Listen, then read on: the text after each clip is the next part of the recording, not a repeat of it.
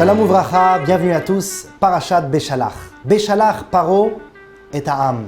Lorsque Pharaon fit enfin la décision ultime et finale de laisser partir le peuple, non pas le peuple juif, il n'est pas écrit ici le Ham Israël, mais et Ta'am, le peuple, tel qu'il est, même s'il n'a pas encore le niveau encore de Israël à l'ultime, eh bien, il est quand même appelé peuple de Dieu et enfin sort d'Égypte, se libère des chaînes de l'oppression spirituelle, morale, matérielle. C'est merveilleux. Mais il ne faut pas oublier nos ancêtres. Dans toutes les situations où nous sommes dans une euphorie ou une sorte de joie qui dépasse l'entendement, il faut toujours se rappeler de ceux qui nous ont donné l'effort jusqu'à maintenant de tenir. C'est la raison pour laquelle Moïse, dès qu'il reçoit l'annonce qu'il a donc la permission de sortir d'Égypte, Vaikach Moshe et Atzmot Yosef et Imo. Moshe fait une enquête et essaye de savoir où se trouve le tombeau de Yosef, Tsafnat Panéar de son nom égyptien, ancien vice-ministre, vice-président, vice-roi de l'Égypte antique. Et Moïse, pour ce faire, il avait entendu qu'on avait enseveli, noyé en quelque sorte le sarcophage de Yosef dans le Nil, puisqu'il pensait que Yosef était comme une sorte de divinité et qu'il bénissait le Nil pendant ses 210 ans. Moshe inscrit le fameux nom de Dieu, le tétragramme de plusieurs lettres qui fait des miracles, l'inscrit sur un morceau de bois et le jette dans l'eau et le tombeau de Yosef sort à la surface et ils le prennent avec eux. C'est ce qu'il est écrit. Moshe prend les ossements de Yosef avec lui, sort d'Égypte avec Yosef afin de parcourir toutes les étapes et les niveaux à faire, donc à atteindre pendant ces longues années de circulation dans le désert avant d'arriver en Israël pour enfin l'enterrer à Shrem. Nous allons aujourd'hui nous pencher sur ce terme qui est cité dans les textes, les ossements de Yosef. Pourquoi ne pas utiliser un terme un petit peu plus esthétique? Le tombeau de Yosef, le sarcophage de Yosef. Pourquoi les ossements? Ça a l'air un petit peu étrange. Surtout que Yosef lui-même utilise ce terme lorsque bien des années auparavant, demande à ses générations futures de pouvoir le ramener et le faire sortir d'Égypte lorsqu'ils en sortiront un jour. Et comme le dit Yosef, dans la paracha de Vayechi, chapitre 50, verset 25, « Pekod yifkod Elokim etrem » Je vous délivrerai, mais il faut que vous me fassiez cette promesse, dit Dieu. Ve'elitem et atzmotai misé, dit Yosef, vous ferez monter mes ossements avec vous en dehors de la terre d'Égypte.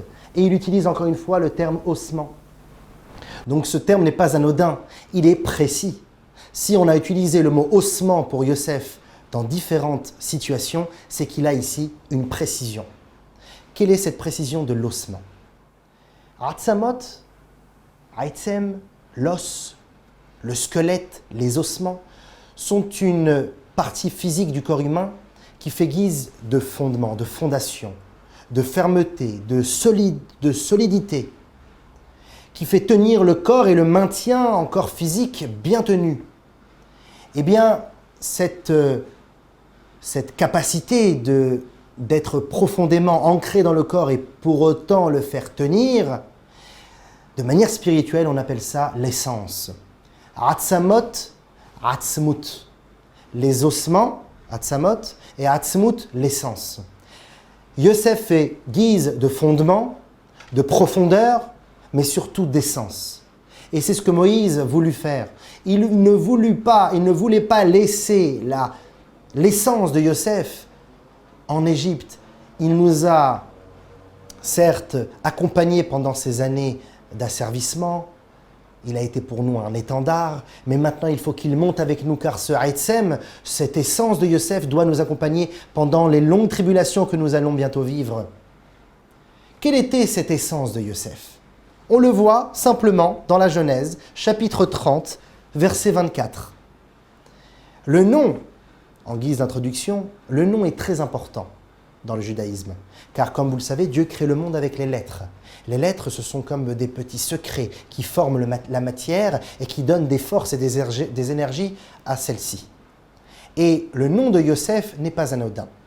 Vatikra et Shemo Yosef. Rachel appela son fils Yosef, les morts, pour dire quoi? Yosef Hashem li ben acher. Dieu me rajouta un fils autre. Déjà, pourquoi rajouter? Puisque Yosef était le premier fils de Rachel. Mais en réalité, le rajout ici, c'est un rajout de force, un rajout d'accompagnement d'Akadosh Baruch Hu dans les tribulations et le triste sort de Rachel à ses tout débuts lorsqu'elle n'avait pas d'enfant. Dieu me rajoute, m'accompagne, mais il ne me rajoute pas n'importe quoi. Il me rajoute un Ben Acher, un autre fils. Et là, c'est étonnant, puisqu'il n'avait pas eu de fils auparavant. Mais ce fils-là a la capacité d'être aussi Acher et de se pencher vers le Acher, l'autre. Je m'explique. Ben, c'est le fils. Bani matem la Hashem Elokechem. Lorsque nous sortons d'Égypte, nous devenons enfin les fils de Dieu. Les aînés d'Akadosh Baruch Hu. Beni Bechori Israël. Mon fils aîné Israël. Mais il y a malheureusement, dans une grande famille ou dans un grand foyer, il y a malheureusement des fois des enfants qui manquent à leur devoir de respect, à leur devoir de présence, et deviennent doucement des acher, des autres, des délaissés, des mis de côté.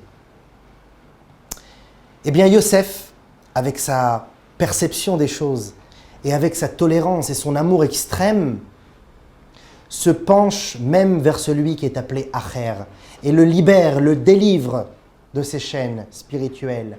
Lui dit que même s'il est appelé aujourd'hui Acher, au fond de lui il est Ben, même s'il est autre pour l'instant, au fond de lui c'est un Ben. Et c'est pour ça que Rachel l'avait vu chez son fils. Yosef li Ben Acher, il me rajouta un autre fils parce que Yosef ne fait que ça. Il ne fait que rajouter à son panier tous ceux qui sont appelés Acher et laissés pour compte. Il ne fait que les rajouter à chaque fois et leur dit: vous êtes vous aussi des Ben, vous aussi vous êtes des fils. Venez, vous avez votre place.